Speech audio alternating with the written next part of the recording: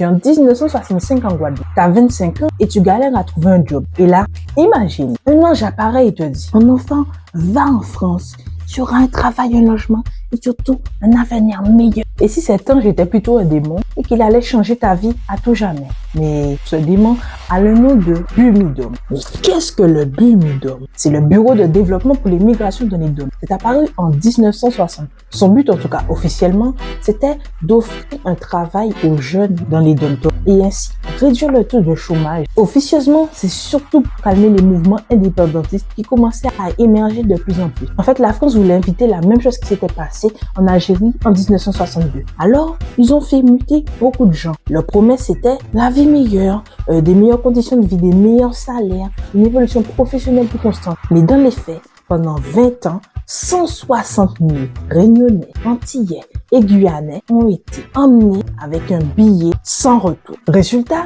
beaucoup débarquent en France avec beaucoup d'espoir. Et c'est le choc brutal. Ils découvrent la pluie, la neige, les boulots mal payés, très durs, mais surtout le racisme qui est présent dans l'Hexagone. Pendant que la France, elle profitait des 30 glorieux, Midoniens, eux, ont été relégués au poste qu'on ne voulait pas faire, c'est-à-dire agent de la RATP, travailler à l'APTO. Ils étaient un peu relégués au rang de domestiques modernes. Tu vas me dire, mais Myriam, c'est pas grave, c'est déjà passé, on y passe à autre chose. Eh bien non.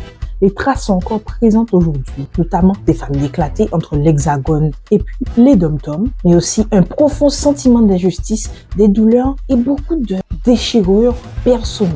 En effet, entre la solitude et le racisme, beaucoup de Bumidomiens n'ont pas su transmettre leur héritage culturel à leurs enfants. Conséquence, beaucoup d'enfants ne parlent pas créole, ont honte de parler créole, parfois ne connaissent pas correctement leur origine. Bref, les cicatrices sont toujours ouvertes. Le Bumidom, c'est pas juste une histoire oubliée, une histoire passée. C'est vraiment une politique qui a eu des répercussions sur des générations entières de dom-tomiens. Derrière les sourires de propagande, il y a eu des vies bouleversées, des familles brisées et beaucoup de mémoires blessées.